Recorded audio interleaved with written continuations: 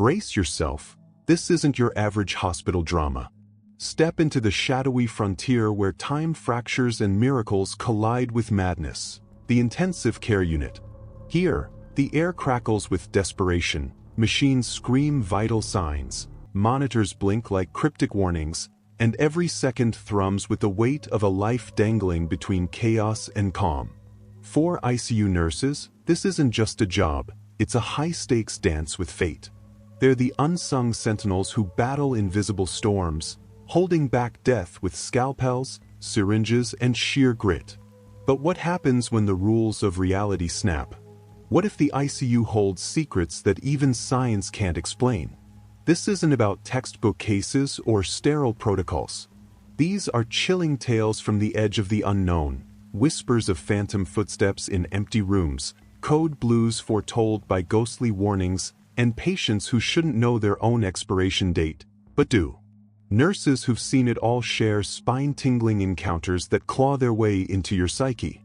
Moments where logic crumbles, shadows move, and the veil between here and after grows terrifyingly thin. Warning, these aren't ghost stories. They're gripping true accounts from those who've stared into the abyss and heard it whisper back. Ready to question everything you know about the thin line between life and whatever lies beyond? Press play. The ICU's darkest mysteries are waiting. Nurse Ava Ramirez had a gift for noticing what others missed. It wasn't just her training, though 8 years in the ICU had honed her skills, but something deeper, an intuition she'd carried since childhood. Back then, she'd sensed her father's heart attack minutes before he collapsed, earning her a reputation as the family's quiet sentinel. Now, at St. Jude's Hospital, that same instinct made her indispensable. So when the alarms from bed 12, an empty bed, started ringing night after night, Ava couldn't dismiss them as mere coincidence. The ICU was a symphony of controlled urgency, the rhythmic beep of monitors, the soft wheeze of ventilators, the shuffle of tired feet. Ava thrived in its intensity, her sharp eyes catching every flicker of life or warning. But bed 12 had been vacant since Mrs. Eleanor Thompson's death 2 weeks prior, and the persistent alarms unsettled her. At first, she assumed it was a glitch, a faulty sensor, a wiring issue. Yet each time she checked, the machines were silent, the bed pristine. Still, the shrill beeping pierced the silence, growing louder and more insistent with every shift. One foggy midnight, as Ava updated charts at the nurse's station, the alarm blared again. She sighed, her breath visible in the oddly chilly air, and trudged to bed 12. The room felt heavier than usual, the shadows thicker. As she reached to reset the monitor, she froze. A pale woman stood by the bed, her form translucent, her eyes hollow sockets of despair. Her lips moved silently, forming words Ava couldn't catch. It was Mrs. Thompson, the bed's last occupant, whose death had left whispers of neglect in its wake. Ava stumbled back, her pulse hammering. She blinked, and the figure vanished, but the alarm screeched on.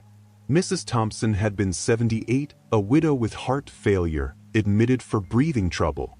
The official report called it natural causes, but her daughter, Claire, had accused the staff of missing critical signs.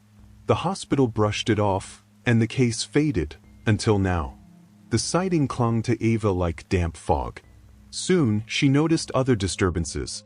A pen rolling off her desk unprompted, a chart fluttering open to Mrs. Thompson's file, a cold draft brushing her neck in an otherwise still room.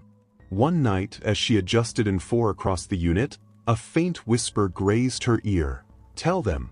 She spun around, but the hallway was empty, save for the hum of machines. Sleep became elusive. Ava's dreams twisted into nightmares where Mrs. Thompson's ghostly form loomed, her hollow eyes pleading, her voice a distant echo. "Make it right." Objects in the ICU grew restless. A clipboard clattered to the floor, a drawer slammed shut, a light flickered despite fresh bulbs. Ava's colleagues brushed it off as fatigue, but she knew better. For allies in the shadows. Desperate for answers, Ava turned to Martha Evans, a veteran nurse with 20 years at St. Jude's. Over lukewarm coffee in the break room, Ava spilled her story. The alarms, the figure, the whispers. Martha's weathered face tightened. "You're not imagining it," she said, voice low. "I've seen her too. Years ago, after she passed. Others have, nights when the alarm went off, shadows by that bed. She's restless, Ava. Something's wrong." Relief flooded Ava, tinged with dread. "What happened to her, Martha?" "Really?" Martha's eyes darkened. "Let's look." Together, they combed through Mrs. Thompson's records, yellowed files tucked in a back corner of the archives. What they found was damning: medication doses logged inconsistently, vital signs unchecked for hours, a call button unanswered the night she coded. The errors were subtle, buried in paperwork, but they painted a picture of neglect the hospital had swept under the rug. Ava's best friend, Dr. Jamie Park, caught her in the cafeteria days later, her tray untouched. "You look like hell," he said, sliding into the seat across from her. She recounted everything: the ghost, the evidence, her growing resolve. Jamie's jaw tightened. "You're digging into something dangerous," he warned. "The administration doesn't like loose ends. You could lose your license, Ava, or worse." "I can't let it go," she replied, her voice firm. "She's asking me to fix this." Jamie rubbed his temples. "Just watch your back. Some truths stay buried for a reason." Ava's quest deepened. She tracked down Claire Thompson, Mrs. Thompson's daughter, meeting her in a quiet diner across town. Claire's eyes were red-rimmed, her voice brittle. "Mom was a fighter," she said. "She raised me alone after Dad died, worked 2 jobs. She deserved better than to die ignored." Claire handed Ava a photo, Eleanor, smiling, vibrant, nothing like the frail figure Ava remembered. She kept pressing that button. No one came. The words fueled Ava's mission, and the supernatural escalated. One night she found a note in her locker, scrawled in shaky script, "Tell them." Below it, Mrs. Thompson's signature. Ava's hands trembled. The woman had been dead for weeks. A storm rolled in, thunder shaking the hospital's walls. As lightning flashed, the alarm from bed 12 screamed, louder and more frantic than ever. Ava raced to the room, rain battering the windows. Mrs. Thompson stood there, her form sharper, her eyes blazing. Her voice cut through the chaos. "Tell them. Now." Ava gathered her evidence, files, logs, Martha's testimony, and stormed the ethics board. The room was a sea of stern faces, but she stood tall, detailing every error, every cover-up. "She's haunting us because we failed her," Ava finished, her voice breaking. "We owe her the truth." Silence followed, thick and tense. The board deliberated, and days later, the hospital relented. They issued a public apology to the Thompsons, admitting negligence and vowing reforms. Claire sobbed in the hallway, gripping Ava's arm. "She'd be proud of you." That night, the alarms from bed 12 stopped. The ICU felt lighter, the air less oppressive. On her next shift, Ava paused by the room. The bed was empty, the silence profound. As she turned to leave, a warm touch brushed her shoulder, gentle, fleeting. She smiled, tears welling. Mrs. Thompson was free. Weeks later, Ava found a note in her locker. "Thank you, Ava." Signed, E. Eleanor Thompson. The hallway was empty when she looked, but the weight of those words lingered. The phantom alarm had faded, but the ICU's echoes remained. Whispers of lives lost, stories untold. Ava would always listen. Nurse Liam O'Connor was the ICU's resident skeptic, a 6-year veteran at St. Agnes Hospital who wielded logic like a scalpel. Ghost stories, tales of shadowy figures and haunted beds, were the stuff of tired night shifts, not reality. "Give me data over delirium any day," he'd quip, adjusting a ventilator with practiced ease. His colleagues tolerated his barbs. Liam's cool head under pressure had saved more than one life. But Bed 7 tested even his resolve. The whispers about Bed 7 were persistent, a cold spot that defied the room's heat, patients waking from fevered dreams of a woman in white. Liam chalked it up to oxygen-starved brains or morphine hazes. "People see what they fear," he'd say, brushing off the goosebumps that rose whenever he lingered near the bed. Yet the chill was undeniable, a sharp, bone-deep cold that no blanket could banish. It began one stormy evening during a staff meeting. Nurse Jenny, a soft-spoken newbie, hesitated before speaking. "Bed 7's acting up again. Mrs. Carter said she saw a lady in white last night." The room buzzed with murmurs, but Liam cut through it. "She's on sedatives. Hallucinations aren't hauntings." His tone was sharp, but Jenny's wide eyes lingered in his mind. Later, as he calibrated equipment, Martha, the grizzled janitor who'd scrubbed St. Agnes for decades, sidled up. "You're too smart for your own good, Liam," she rasped. "Bed 7's been cold since I started. Nurses used to draw straws to avoid it." He smirked.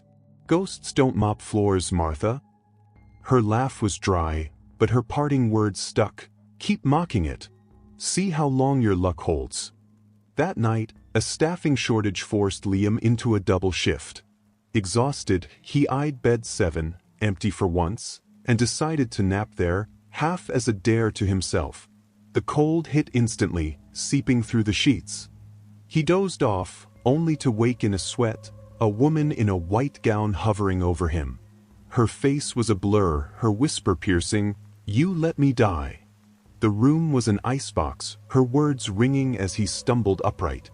No one was there, but the chill clung to him like damp cloth. The dream gnawed at Liam's edges. He wasn't a believer, but he wasn't a fool either. In the hospital's basement archives, he pored over Bed 7's records, yellowed charts and faded ink. The pattern emerged quickly. A spike of deaths in the late 90s, all cardiac arrests, all in Bed 7, with no clear cause. One file stopped him cold. Nurse Evelyn Graves, found dead in that bed during a night shift. Cardiac arrest. The photo clipped to her record showed a woman with gentle eyes and a weary smile. Liam's stomach twisted. Evelyn had been one of them, a nurse, not a patient. He confided in Dr. Priya Shah, the ICU's no-nonsense lead physician and his closest ally. Over stale cafeteria coffee, she waved it off. "Coincidence, Liam. You're burning out. Take a day." But the dreams didn't stop. Each night, Evelyn's face sharpened, her whispers growing, "You let me die. You'll let them die too." The ICU grew restless. Objects moved, a chart slipped from a hook, a pen rolled across a sterile floor. The cold spot stretched beyond Bed 7, frosting monitors and chilling neighboring patients. Liam's hands, once steady, faltered during a routine force swap. He caught Jenny staring, her expression a mix of pity and fear. Then came Mrs. Clara Nguyen, a 68-year-old heart patient with a dry wit and a chart thick with complications. Assigned to Bed 7, she grinned as Liam hooked up her monitors. "Heard this bed's famous. Should I tip the ghost?" He forced a laugh, but dread coiled tight. He begged the charge nurse to move her, protocol be damned, but the unit was full, and his pleas fell flat. That night, as he checked Clara's vitals, the temperature plunged. She gasped, pointing. "She's there." Liam spun, and Evelyn stood in the corner, her white gown shimmering, her eyes hollow. Clara's monitors screamed, her heart rate erratic. Liam shouted for help, adrenaline surging, but Evelyn's voice sliced through, "You'll fail her too." The team stabilized Clara, but Liam's nerves were shot. He hid in the break room, Priya's skepticism ringing hollow. Desperate, Liam turned to his older brother, Father Michael, a priest with a skeptic's heart and a pastor's patience. They met in Michael's cramped parish office, the air thick with whiskey and worry. Liam recounted everything, dreams, cold, Evelyn. Michael swirled his glass, thoughtful. Hospitals hold trauma. Maybe she's stuck, reliving her end. So what? I bless the bed. Liam's sarcasm masked his unease. Michael's gaze was steady. Or you figure out what she wants. Why she's angry. The next day, Liam tracked down Evelyn's daughter, Sarah, a quiet woman in her 40s. Over tea in a dim cafe, she painted a picture. Evelyn, overworked and fiercely devoted, had collapsed mid-shift. She loved nursing, Sarah said, eyes misty. But bed 7 broke her. She'd come home shaking, saying it was cursed. Did she ever explain why? Liam pressed. Sarah nodded. Too many deaths she couldn't stop. Said it felt personal. 6. The storm builds. Back at St. Agnes, the ICU teetered. A flu outbreak strained staff, and bed 7's chill became a running joke, until it wasn't. One night, a young patient in bed 6 coded unexpectedly, monitors icing over as Liam rushed in. He glimpsed Evelyn mid-resuscitation, her presence a silent accusation. The patient survived, but Liam's confidence didn't. Clara's condition worsened, her heart faltering. Liam shadowed her, double-checking every dose, every reading. One evening, her daughter, Mia, arrived, a wiry woman with Evelyn's kind eyes. Mom says she sees someone watching her, Mia whispered. Liam's throat closed. He couldn't shake the resemblance. That night, chaos erupted, 3 codes at once, staff scrambling. Clara's heart stopped mid-rounds. As Liam grabbed the defibrillator, the cold surged, glass frosting over. Evelyn appeared, her voice a roar. You'll let her die. He froze, paddles trembling, Mia sobbing in the doorway. Then he roared back, not this time. He shocked Clara's chest. Once, twice, her pulse flickered back. Evelyn's form wavered, her expression shifting to something softer, almost grateful. Clara stabilized, her hand gripping Mia's as dawn broke. The cold spot vanished, the air warming. Liam sank into a chair, exhaustion crashing in. A faint brush against his shoulder, warm, fleeting, made him turn, but the room was still. A whisper lingered, thank you. Days later, a locker cleanout turned up a surprise.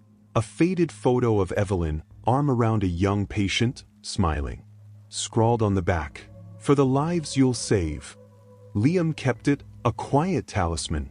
The dreams stopped, but on silent nights, when the ICU's rhythm slowed, he felt her, a watchful presence, not a threat, guarding bed 7 with a gentler touch. Weeks passed, and a new patient settled into bed 7, a gruff retiree who slept soundly, no whispers of white gowns. Yet, as Liam passed by, a faint chill brushed his arm, a reminder that some mysteries linger, unsolved and eternal. Dr. Clara Patel was no stranger to exhaustion. As a freshly minted resident at St. Agnes Hospital, she had braced herself for sleepless nights and the endless maze of patient charts. But the hospital itself, a hulking structure from the early 1900s, patched together with mismatched wings and corridors, was something else entirely. Its hallways twisted unpredictably, and Clara often found herself lost between the ER and the break room, her footsteps echoing against the worn linoleum. 3 weeks into her residency, during a punishing 18-hour shift, Clara's fatigue led her astray. She turned down an unfamiliar hallway, the fluorescent lights buzzing like a swarm of insects overhead. At the corridor's end stood a door, its paint chipped and its tarnished handle glinting faintly. Faded letters spelled out, ICU, authorized personnel only. It looked ancient, out of place among the modernized sections of the hospital. Curiosity tugged at her. She pushed the door open, expecting a broom closet or abandoned storage space. Instead, she stepped into a time capsule, an ICU wing untouched since the 1970s. Dust coated the monitors, their screens dark and lifeless. Yellowed sheets clung to empty beds, and the air carried a sharp bite of antiseptic mixed with a faint, acrid hint of burnt wood. Faded charts dangled from the walls, their handwriting barely legible. Clara's skin prickled as she took it all in, the silence pressing against her eardrums. Then she heard it, a low buzzing, like whispers too faint to decipher. Shadows danced at the edges of her vision, vanishing when she turned to look. The room was empty, yet she felt watched. Heart thudding, she retreated, the door creaking shut behind her. When she glanced back, the hallway was bare. No door, no sign it had ever been there. The next morning, Clara couldn't shake the unease clinging to her like damp clothes. Over stale coffee in the cafeteria, she recounted the experience to Dr. Samir Khan, a fellow resident with a quick laugh and a knack for lightning tense shifts. "Sounds like you've stumbled into the ghost wing," he said, grinning. "Didn't think you'd find it so soon." "Ghost wing?" Clara asked, her coffee cup pausing halfway to her lips. Samir leaned closer, his voice dropping to a conspiratorial whisper. "Old St. Agnes legend. Back in the 70s, an ICU wing burned down, electrical fire, they say. Killed patients and staff, trapped them inside. The hospital sealed it off, rebuilt over it, but people claim it's still here.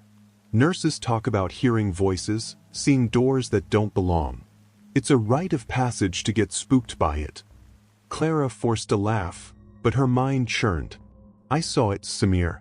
It wasn't just a story." He shrugged, sipping his coffee. "Probably an old storage room. Don't let the creepy vibes mess with your head."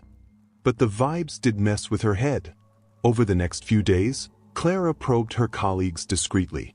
Most brushed it off as hazing nonsense, but Nurse Jenny Alvarez, a quiet veteran who'd worked at St. Agnes for decades, hesitated when Clara asked. "I've seen things," Jenny said softly, her eyes fixed on some distant point. "Doors that shouldn't exist, rooms that feel wrong. My first year here, I found one like that. Stepped inside, and it was like walking into the past, old equipment, stale air. I heard crying, turned around, and it was gone. Never saw it again." Clara's curiosity hardened into obsession.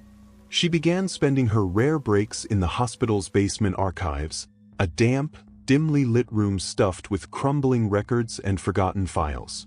After hours of searching, she found it. A 1973 newspaper article headlined, "Tragedy at St. Agnes, ICU wing lost to flames." The fire had raged through the wing, killing 6 people, 3 patients, 2 nurses, and a doctor. Photos showed the aftermath. Charred walls, melted equipment, a skeletal frame of what had once been a bustling ward. One name stood out. Nurse Evelyn Graves, a 32-year-old single mother praised for her compassion. Her personnel file included a grainy photo, a woman with warm eyes and a tired smile, her nurse's cap perched neatly atop dark hair. Clara's breath hitched. She couldn't be sure, but something about those eyes felt familiar, as if she'd glimpsed them in the shadows of that vanished room. The official report blamed faulty wiring, but the wing was sealed post-fire, its entrance hidden behind new construction. Yet Clara had walked through it. She'd felt its cold, smelled its smoke. Dr. Marcus Reed, the ICU's stern attending physician, noticed Clara's distraction during rounds. "You're off your game, Patel," he snapped one afternoon, his sharp gaze pinning her. "This isn't med school. Patients don't care about your ghost stories. Focus on the living." Clara nodded, chastened, but resentment simmered beneath her exhaustion. Marcus was a pragmatist, the kind who'd dismiss anything he couldn't chart or suture. Still, his warning gnawed at her as she trudged through her shifts, the hospital's quiet corners growing heavier with each passing day. She dreamed of the door, its tarnished handle glowing in the dark, whispers curling around her like tendrils. A week later, the door reappeared. Clara was scribbling notes at the nurse's station when she looked up and saw it, looming at the hallway's end. Her pulse raced, a mix of fear and compulsion driving her forward. The air thickened as she approached, the buzzing lights dimming. She pushed the door open, stepping back into the relic of an ICU. This time, the whispers were louder, pleas and sobs overlapping in a desperate chorus. The shadows thickened, and a figure materialized from the gloom. A woman in a charred nurse's uniform, her face smudged with soot, her hands blackened and skeletal. "Help us," she rasped, her voice cutting through the haze. Clara froze as the figure reached out, her fingers inches from Clara's arm. Terror propelled her backward, the door slamming shut as she stumbled into the hallway.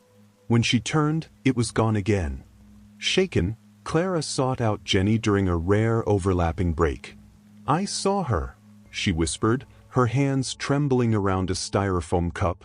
"Evelyn Graves. She spoke to me." Jenny's face drained of color. "Clara, you need to stop.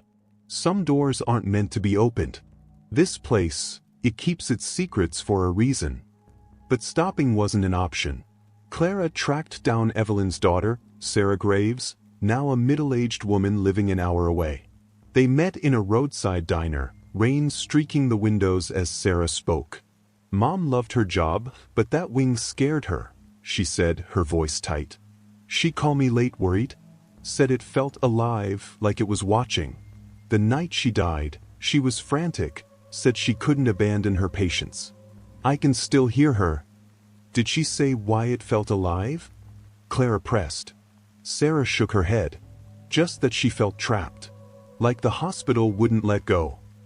A storm swept in days later, thunder rattling St. Agnes's old bones. Clara's shifts blurred into a fog of unease. A pen rolled off her desk unprompted. A chart flipped open to Evelyn's file on its own. One night, as she adjusted a patient's ventilator, the lights flickered and the room turned icy. A whisper grazed her ear, "Find us." Desperate for answers, Clara returned to the archives. Buried in a misfiled box, she found a suppressed report. The fire wasn't an accident. It had started in a lab next to the ICU, where unauthorized experiments on dying patients had spiraled out of control. The hospital covered it up, sealing the wing to bury its shame. Clara waited for the door, her flashlight gripped tightly when it reappeared. She stepped inside, the whispers swelling into a cacophony. Evelyn emerged, her face sharper now, eyes blazing with grief and fury. "Help us," she said, her voice a jagged edge. "They burned us to hide it." "What happened?" Clara asked, her throat dry. "They tested on us, patients, staff," Evelyn said. "We were nothing to them. Tell them." The room trembled, spectral flames licking the walls, cold, yet searing in their intensity. Clara staggered back as Evelyn dissolved into ash, her final plea echoing, "Free us." Clara compiled her evidence, records, photos, Sarah's account, and handed it to a journalist friend. The story broke weeks later, St. Agnes scandal exposed, deadly cover-up in '73 fire. The hospital reeled, its reputation fracturing as families demanded answers. On her last shift before a much-needed break, Clara saw the door one final time. Inside, the room was empty, no dust, no whispers, just a quiet warmth. A faint touch brushed her shoulder, and she smiled, sensing release. The lost wing had found peace. But in the hospital's stillness, Clara sometimes heard soft footsteps, steady, watchful, like a nurse tending her rounds, guarding the living from the shadows of the past.